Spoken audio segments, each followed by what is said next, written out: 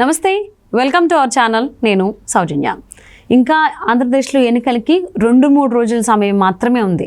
But ఇప్పుడు ఎవరు గెలవబోతున్నారు? కూటమా, వైఎస్ఆర్సీపీయా? మరి అంశానికి సంబంధించి మనతో మాట్లాడడానికి, వారి విశ్లేషణని మనతో పంచుకోవడానికి ఈరోజు మనతో పాటు ఉన్నారు ప్రత్యేక హోదా విభజన హామీల సాధన సమితి అధ్యక్షులు చలసాని శ్రీనివాస్ గారు ఉన్నారు. వారితో మాట్లాడదాం. నమస్తే అండి. నమస్కారం. సో అటు శ్రీకాకుళం నుంచి, అలాగే అరకులోయ, పార్వతీపురం, కురుపాం, నెక్స్ట్ మళ్ళీ అనంతపురం, తాడపల్లిగూడెం, ఇలా చాలా ఊర్లు మీరు డైరెక్ట్గా వెళ్ళి చూసి వచ్చారు కదా. గ్రౌండ్ లెవెల్లో ఏముంది, ఏ పార్టీకి అక్కడ ఉన్నటువంటి ప్రజలు మొగ్గు చూపుతున్నారు? వెళ్ళిందండి ఆంధ్రప్రదేశ్ ప్రజలు వాళ్ళ భావితరాల కోసం ప్రత్యేక హోదా విభజన హామీలు అనేది ముఖ్యమైన విషయం. దాని మీద పట్టించుకోవాలి. ఈ మేనిఫెస్టోలో పెట్టకుండా దాదాపు ముఖ్య పార్టీలు ఏంటంటే ఆంధ్రప్రదేశ్ నమ్మక ద్రోహం చేశాయి అనే విషయం చెప్పడానికి, కనీసం మా నాయకులన్నా గ్రహించడం చెప్పడానికి. దాంతోపాటు ఓటు హక్కును వినియోగించుకోండి, నీతి నిజాయితీ నిబద్ధత ఉన్న వాళ్ళని ఎన్నుకోండి. ఏ పార్టీ అయినా పర్వాలేదు, ఇండిపెండెంట్ అయినా పర్వాలేదు. ఇవాళ దొంగలు కొట్టేసి దొంగతనం జరిగిందని బాధపడద్దు.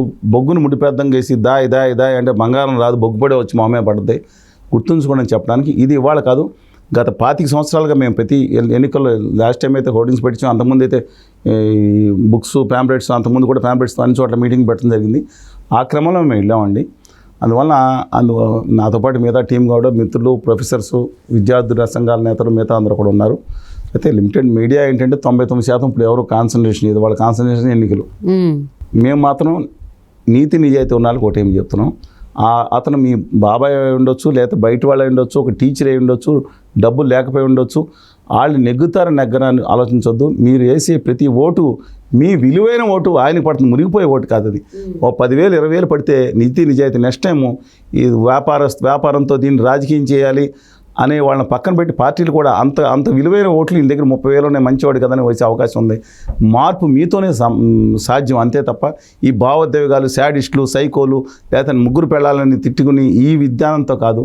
మంచి వాళ్ళకి వేయండి అని చెప్పి మా అభిప్రాయం అండి. సరే మా అభిప్రాయానికి ఎంతమంది స్పందిస్తారనేది స్పందించాలని కోరుకుంటా ఉన్నాను. స్పందన తక్కువ ఉండొచ్చు, కానీ మా ఆశావాదం ఖచ్చితంగా ఏదో రోజు మార్పు వస్తుంది ప్రజల్లో.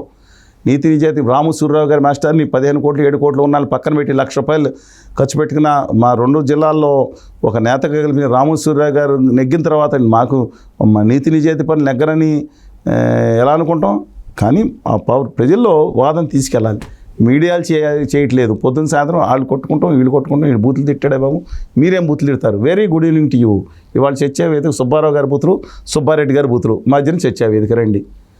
ఏంటండి ఇది? సరే, మేము ఉద్యమం ఆపలేదండి. 2019 తర్వాత 2019 ముందు కంటే తీవ్రమైన ఉద్యమం చేసాం, గట్టి ఉద్యమం చేసాం, గల్లీ నుంచి ఢిల్లీ వరకు. మేజర్ మీడియా వేయలేదు, అది వేరే సంగతి. ఇవాళ రాష్ట్రంలో పరిస్థితి చూస్తూ ఉంటే శ్రీకాకుళం, విజయనగరం, విశాఖపట్నం, ఆ 3 జిల్లాల్లో 34 చూసుకుంటే 34 దాదాపు 20 సీట్లు పైబడి కూటమి నెగ్గే అవకాశం కనపడుతుంది. ఇది ఈ ల్యాండ్ టైటిలింగ్ యాక్ట్ ప్రభావం ఇంకా స్టడీ చేయకముందు ల్యాండ్ టైటిలింగ్ యాక్ట్ చాలా పెను ప్రభావం చూపించే అవకాశం ఉంది. దాంతోపాటు మేనిఫెస్టోలో చంద్రబాబు నాయుడు గారు మేనిఫెస్టో ఇచ్చినా సరే జనరల్గా ఆయనకున్న ఈ సంక్షేమం దాంట్లో విశ్వసనీయత తక్కువ. జగన్మోహన్ రెడ్డి గారికి అంతకుముందు అసలు రాజశేఖర రెడ్డి గారు అంతకన్నా మించి ఎన్టీ రామారావు ఎక్కువ ఉంటుంది. చంద్రబాబు నాయుడు గారికి సంక్షేమ పథకాల్లో అంత విశ్వసనీయత లేదు. కానీ ఆయనకి ఎక్కడ విశ్వసనీయత ఉంది? అభివృద్ధి, 4 to 2047. ఆయన ఎంటైర్లీ వేరే బ్యాచ్ అండి. అది ఏం చేయాలి డెవలప్మెంట్ అనే ఉద్దేశం దాన్ని చూస్తారు. ఆయన అనవసరంగా ఈ స్కూల్లోకి వచ్చారు, వీళ్ళ స్కూల్ వేరేగా ఉన్నారు. సరే, ఏదో స్కూల్లో రావడం తప్పు కాదు, మితిమీరిన హామీలు ఇవ్వడం తప్పు. అలాగే పెన్షన్ ₹4,000 ఇస్తాను, అది కూడా పాత 2-3 నెలలకు కూడా కలిపేసి ఒక 6,000 7,000 ఇచ్చేస్తానని ఆయన ప్రకటించారు. జగన్మోహన్ రెడ్డి గారు ఏదో చేస్తానుకుంటే ఆయన మాత్రం నేను లాస్ట్ ఆర్థిక పరిస్థితి బాగున్న సందర్భంలో సంపద సృష్టించగలిగినాను, లేదా అవినీతి ఇంకా అరికట్టగలిగిన ఎంత తీసుకురాలేము. 2028లో 250, 2029లో 250 ఇస్తానన్నారు. ప్రజలకు సీరియస్ తీసుకోలేదు. అంత ముందు వరకు చంద్రబాబు నాయుడు గారు మేనిఫెస్టో మీద చర్చ జరగని ఈ మేనిఫెస్టో నుంచి చర్చ జరగడం మొదలుపెట్టింది. రెండో విషయం ఏంటంటే, అందరికీ నేను అడిగితే చోడవరం దగ్గర అక్కడ మహిళ తిరుపతి వెళ్ళిపోతా అంటే బస్ ఫ్రీ అంటే మాకు మొగళ్ళు మీకు లేదంటే మాకే ఇస్తున్నాడు చంద్రబాబు. ఇస్తున్నాడు మాకు. యాక్చువల్గా వితిన్ డిస్ట్రిక్ట్ ఫ్రీ అండి, కానీ ప్రజలు 3 గ్యాస్ బండ్లు ఫ్రీ. ఇవి అయితే ప్రజల్లోకి వెళ్ళిపోతుంది. 4వ గ్యాస్ బండ్ కూడా స్థానిక ఎమ్మెల్యే ఇచ్చేస్తానంట. నిజంగా సామాన్యులు 3 నెలలు వచ్చేద్దండి. ఎందుకంటే చాలా పల్లెటూరులో కట్టెలతో వండుకుంటారు చాలామంది. అందుకని ఏది మంచినీళ్ళు అయితే ఈ అన్నం లోపల అన్నం ఏది ఇంట్లో మంచినీళ్ళు వేడి నీళ్ళు అవి కాసుకుంటూ ఉంటారు కట్టెలతో. అందువల్ల ఇంకో బండ కూడా ఫ్రీగా ఇస్తా అంటున్నారు ఎమ్మెల్యేలు. అది ఫ్రీగా ఉందని. మిగతా విషయాలు నిరుద్యోగ భృతి ఎంతమంది చంద్రబాబు నాయుడు గారు పెట్టి చేయలేదు, అది వెళ్ళిన సంగతి. ప్రతి మహిళకి ఇస్తానన్నారు. 50 లోపు బీసీఎస్ ఎస్టీ మైనారిటీ వాళ్ళు 80% మంది ఉన్నారు. ఉత్తరాంధ్ర జిల్లాలో అయితే 90% మంది ఉంటారు, 95% మంది. వాళ్ళందరికీ నేను పెన్షన్స్ ఇస్తాను. 50 నుంచి 4,000 చేస్తాను. ఇవన్నీ అసలు రాష్ట్ర బడ్జెట్ ఏమవుతుందో తర్వాత సంగతి అండి. ఇంతకుముందు పదే నేను శ్రీలంక అయిపోద్ది, అమ్మఒడి 13,000 ఇస్తే, లేకపోతే ఆటో డ్రైవర్కి మొత్తం కలిసి రాష్ట్రం మొత్తం ఇచ్చేది 200 కోట్లు కూడా లేదండి, ఇస్తే అయిపోతున్నాను వాళ్ళు. ఇవాళ 75,000 లక్ష కోట్లు ఎక్కడి నుంచి ఉత్తరాత్ర ఇంకా పెరిగే అవకాశం ఉంది. ఎక్కడి తీసుకొస్తారండి? అందువల్ల ఆల్ దీస్ థింగ్స్. కానీ ప్రజల్లో వాళ్ళ చర్చ జరిగి ఇవాళ కూటమికి అనుకూలంగా land titling act is game changer along with manifesto. Okay, ఈ రెండు. అందువల్ల బిఫోర్ దట్ అండి, ఇంతకు ముందే కొంతవరకు మేనిఫెస్టో వచ్చిన తర్వాత బిఫోర్ ల్యాండ్ టైటిలింగ్ యాక్ట్ ప్రజల్లో చేరకముందు 20 సీట్లు అక్కడ వస్తాయి. ఈస్ట్ వెస్ట్ కృష్ణా గుంటూరులో 67 సీట్లు ఉన్నాయండి. ఈస్ట్ వెస్ట్ కృష్ణా గుంటూరు 4 జిల్లాలో 67లో ఇదే ల్యాండ్ టైటిలింగ్ యాక్ట్ కనుక ఇలా కంటిన్యూ అయితే 50 సీట్లు నెగ్గిన ఆశ్చర్యపడుతుంది. 50 సీట్స్ కూటమి, 5 సీట్లు అటు ఇటు ఉండొచ్చు. పశ్చిమ గోదావరి జిల్లా అయితే 1, 2, 3 సీట్లు వచ్చే పరిస్థితి చెప్తున్నాను. అలాగే గుంటూరు జిల్లా అయితే 3, 4 వచ్చే పరిస్థితి. అలాగే మిగతా గ్రేటర్ రాయలసీమ 3 భాగాలకు పెంచాం. ఉత్తరాంధ్ర, కోస్తాంధ్రలో మధ్య భాగం, రాయలసీమ, నెల్లూరు, ప్రకాశం 74 సీట్లు. 74లో ఇవాళ నరేంద్ర మోడీ గారు వచ్చి ఆంధ్రప్రదేశ్ నమ్మక ద్రోహం నయవించిన విభజన హామీలు అమలు చేయకుండా దారుణం చేసింది మన నరేంద్ర మోడీ గారు. పవన్ కళ్యాణ్ గారు ఎంత దారుణంగా తిట్టారంటే ఆంధ్రప్రదేశ్ హక్కుల కోసం పాపైన సర్వనాశనం చేసేసింది ఉత్తర భారతీయ కంపెనీ అని కారణం రాసుకున్నారు. ఎంత గట్టిగా మాట్లాడారు. పాచిపల్లి లడ్డు అన్నారు, లడంగా రామాన్ దీక్ష చేస్తున్నారు. ఆ తర్వాత ఇంకా రెచ్చిపోయి ఆ ఉత్తర భారతీయ జనతా పార్టీ వాళ్ళు అసలు బడ్జెట్లో కూడా మోసం చేశారు. ₹1 కూడా తర్వాత ఇవ్వకుండా అన్ని విధాలా సర్వనాశనం చేశారు 10 ఏళ్ళు బట్టి. సరే, అందుకని ఏదో చెప్తూ ఉంటారు గాల్లో అది ఇచ్చాం ఇది ఇచ్చామని, కానీ అంటే 90% అయితే ఇవ్వలేదండి.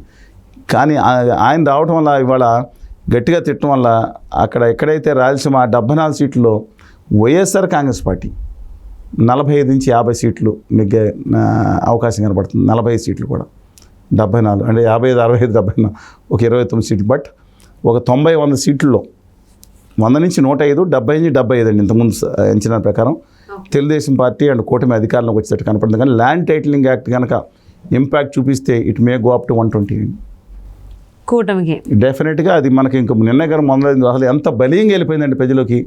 దాని మీద మనం తర్వాత ఇచ్చేద్దాం. దాంట్లో అలా కింద కోర్టులు న్యాయవాదులు చెప్పిన మేరకు నేను ఏకీపిస్తున్నాను. కింద కోర్టులు హక్కే లేకుండా చేయటం మంచి పద్ధతి కాదు. అలాగే అథారిటీ బదులు దాన్ని ట్రిబ్యునల్ బదులు అథారిటీ అని మార్చడం, వ్యక్తి అని మార్చడం 3, 4 ఇవన్నీ ఈ 3 సరిచేసి కానీ చేసుకుంటే అలాంటిది అవసరం కూడానండి. నేను చెప్పలేదు, పైవల్ కేశవ్ గారు చెప్పారా, లేకపోతే ఈనాడులో ఇచ్చారా, ఇంకో దాంట్లో ఇచ్చారని కాదు. కేంద్ర నీతి ఆయోగ్ ఇచ్చిన ఒక చట్టబద్ధం, కానీ దాంట్లో లోపాలు సరిచేయాలి. కానీ ప్రజల్లో మొత్తం లాగేసుకుంటే ఆయన లేదా ఆ భూ టైటిల్ మీద జగన్మోహన్ రెడ్డి గారి ఫోటో ఏంటండి? అది ఆంధ్రప్రదేశ్ ప్రభుత్వం గుర్తుండాలి. అది మాత్రం భయంకరమైన తప్పిదం. అందువల్ల నా అభిప్రాయం ప్రకారం చంద్రబాబు నాయుడు గారు ఈ 2 చూసుకుంటే ప్రజలు కక్షాదింపు చర్యలు జగన్మోహన్ రెడ్డి గారు చేసిన సంక్షేమ పథకాల పక్కనే కక్షాదింపు చర్యల పక్కనే. కానీ గ్రామీణ ప్రాంతాల్లో ఈ టైటిల్ ముందు వరకు మహిళలు అత్యధిక సంఖ్యలో జగన్మోహన్ రెడ్డి గారికి ఒక్క పార్టీకి 50% ఇవ్వచ్చు, మిగతా పార్టీకి 4-5% ఈ కూటమి పార్టీపై రావచ్చు. అందువల్ల అది సైలెంట్ ఓటింగ్. సో అంటే మరి ఓవరాల్గా ఎవరు గవర్నమెంట్ ఫామ్ చేసేటువంటి అవకాశం కూటమి 100 నుంచి 105 స్థానాలు, ఓకే, జగన్మోహన్ రెడ్డి గారు 70 నుంచి 75 స్థానాలు వచ్చే అవకాశం ఉంది. ల్యాండ్ టైటిలింగ్ యాక్ట్ కనుక పనిచేస్తే కూటమి మే గో అప్ టు 120+ అండి. అంటే గవర్నమెంట్ ఫామ్ చేయడానికి రావాల్సిన మ్యాజిక్ ఫిగర్ అయితే జగన్మోహన్ రెడ్డి టచ్ చేయరు.